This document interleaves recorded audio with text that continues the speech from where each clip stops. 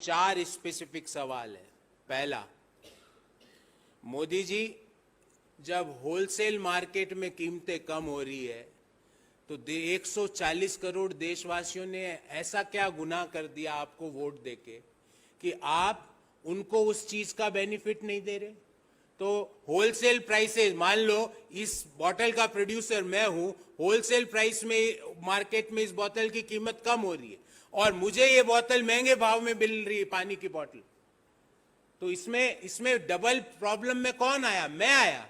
और double profit कौन कमा रहा है? होलसेलर कमा रहा है। कई जगह होलसेलर भारत सरकार है, वो कमा रही है। दूसरी बात, जब सब्जी, आलू और ऑयल सीड्स के भावों में होलसेल मार्केट में 20.12%, 18.7% और 15.6% की कमी हुई, तो मोदी जी, वही किसान अगर वो सब्जी, वो ऑयल सीड से बना हुआ तेल, उस आलू को अपने परिवार के कंजम्पशन के लिए खरीदता है, तो वो लगभग 3.25% ज्यादा क्यों देता है? महंगाई 3.29% क्यों है? क्या ये विधि है मोदी जी किसानों की आय दोगुनी करने की, कि किसानों से उनकी प्रोडक्ट सस्ते में खरीदो, होलसेलर्स उस प्रोडक्ट को रखें और रिटेलर्स वो प्रोडक्ट अंतिम कंज्यूमर्स को 3.29% के महंगे भाव में बेचे? तो क्या यह विधि है? इससे तो किसान की आय दुगनी नहीं, आधी रह जाएगी, क्योंकि उसका प्रोडक्ट सस्ते में खरीदा जा रहा है और वही प्रोडक्ट वो सेल्फ कंजम्पशन के लिए प्रयोग कर रहा है, तो वो उसके लिए उसको ज्यादा पैसा देना पड़ रहा है। तीसरा सवाल, जब क्रूड पेट्रोलियम और एलपीजी के होलसेल में भाव 27% और 24.3% गिरे, ये मैं नहीं कह रहा, भारत सरकार का आंकड़ा है, तो 1 पैसे का भी दाम में एलपीजी, डीजल और पेट्रोल में कमी हमारे लिए क्यों नहीं हुई? तो वही कहावत हो गई कि मीठा मीठा गप गप, कड़वा कड़वा थू थू।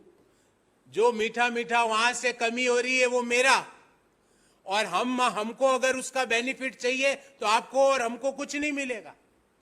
चौथा सवाल, ये सूट बूट की सरकार मुख दर्शक बनी हुई क्यों बैठी है? जब होलसेल प्राइस इंडेक्स नेगेटिव में है, और मैंने आपको उन कमोडिटीज का भी विवरण दिया जो आपके, मेरे, हम जैसे करोड़ों साधारण भारतवासियों, देशवासियों के प्रयोग में लाई जाती है, उन वस्तुओं के दाम अगर होलसेल मार्केट में कम हो रहे हैं और रिटेल मार्केट में उन्हीं वस्तुओं के दाम बढ़ते हैं, और मोदी सरकार हाथ पे हाथ धरी हुई मुख दर्शक बनी हुई बैठी है, ऐसी क्या बाध्यता है आपकी? ऐसा आपके ऊपर किसका कंपल्शन है? ये ऑयल सीड्स के दाम कम हो रहे हैं और हमारे लिए ऑयल जो खाने का तेल है उसके दाम कम नहीं हो रहे। कौन बेनिफिटेड हो रहा है? आपको और मुझे पता है कि देश में ऑयल का मार्केट कौन रेगुलेट और कंट्रोल कर रहा है। ये उनमें से हम दो और हमारे दो में से एक आदमी है, और मोदी जी मुख दर्शक बन के बैठे हैं। कच्चे तेल की कीमत 27% की कमी हो जाती है, हमारे लिए पेट्रोल और डीजल 1 पैसा भी कम क्यों नहीं होता है?